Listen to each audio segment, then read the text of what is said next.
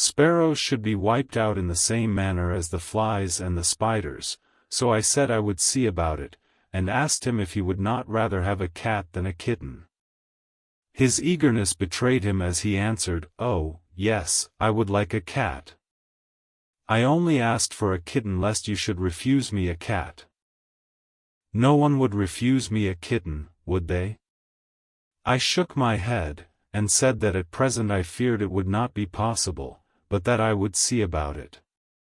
His face fell, and I could see a warning of danger in it, for there was a sudden fierce, sidelong look which meant killing.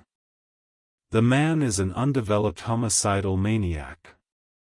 I shall test him with his present craving and see how it will work out, then I shall know more.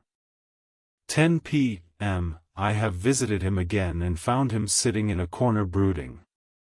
When I came in he threw himself on his knees before me and implored me to let him have a cat, that his salvation depended upon it.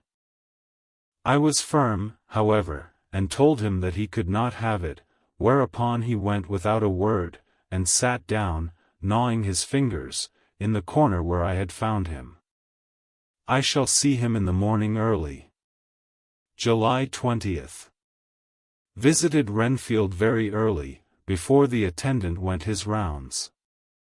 Found him up and humming a tune. He was spreading out his sugar, which he had saved, in the window, and was manifestly beginning his fly-catching again, and beginning it cheerfully and with a good grace.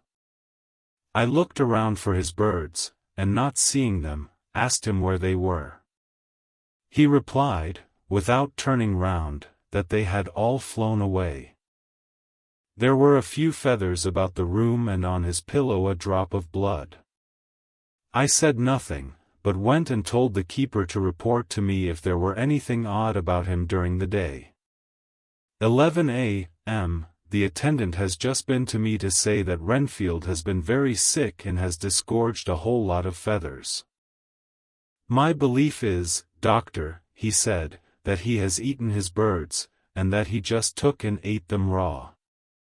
11 p.m. I gave Renfield a strong opiate tonight, enough to make even him sleep, and took away his pocketbook to look at it. The thought that has been buzzing about my brain lately is complete, and the theory proved. My homicidal maniac is of a peculiar kind. I shall have to invent a new classification for him, and call him a zoophagous, life-eating, maniac. What he desires is to absorb as many lives as he can, and he has laid himself out to achieve it in a cumulative way. He gave many flies to one spider and many spiders to one bird, and then wanted a cat to eat the many birds. What would have been his later steps? It would almost be worth while to complete the experiment.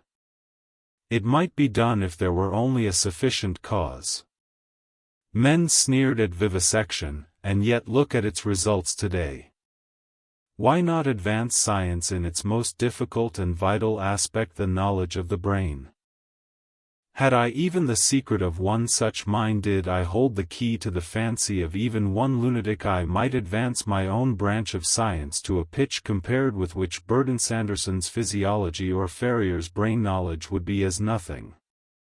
If only there were a sufficient cause. I must not think too much of this, or I may be tempted. A good cause might turn the scale with me, for may not I too be of an exceptional brain, congenitally? How well the man reasoned, lunatics always do within their own scope. I wonder at how many lives he values a man, or if at only one. He has closed the account most accurately, and today begun a new record. How many of us begin a new record with each day of our lives? To me it seems only yesterday that my whole life ended with my new hope, and that truly I began a new record.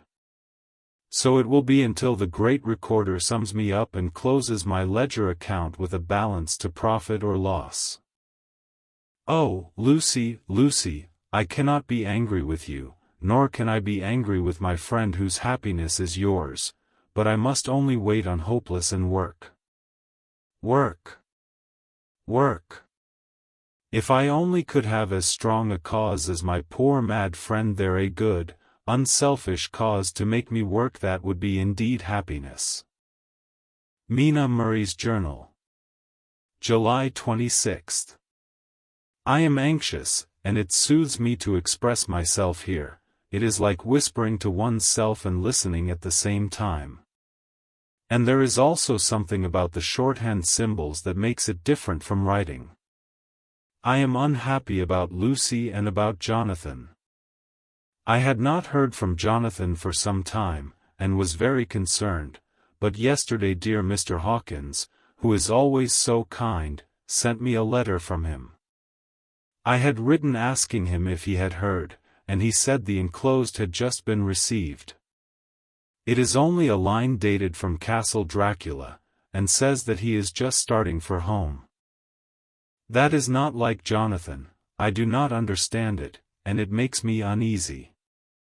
Then, too, Lucy, although she is so well, has lately taken to her old habit of walking in her sleep.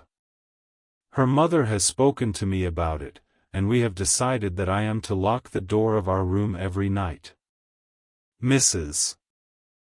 Westenra has got an idea that sleepwalkers always go out on roofs of houses and along the edges of cliffs and then get suddenly wakened and fall over with a despairing cry that echoes all over the place. Poor dear, she is naturally anxious about Lucy, and she tells me that her husband, Lucy's father, had the same habit, that he would get up in the night and dress himself and go out, if he were not stopped. Lucy is to be married in the autumn, and she is already planning out her dresses and how her house is to be arranged. I sympathize with her, for I do the same, only Jonathan and I will start in life in a very simple way, and shall have to try to make both ends meet. Mr. Holmwood, he is the Honourable Arthur Holmwood, only son of Lord Godalming, is coming up here very shortly as soon as he can leave town, for his father is not very well, and I think dear Lucy is counting the moments till he comes. She wants to take him up to the seat on the churchyard cliff and show him the beauty of Whitby. I dare say it is the waiting which disturbs her. She will be all right when he arrives. July 27. No news from Jonathan. I am getting quite uneasy about him, though why I should I do not know, but I do wish that he would write, if it were only a single line. Lucy walks more than ever, and each night I am awakened by her moving about the room. Fortunately, the weather is so hot that she cannot get cold, but still the anxiety and the perpetually being wakened is beginning to tell on me, and I am getting nervous and wakeful myself. Thank God, Lucy's health keeps up. Mr.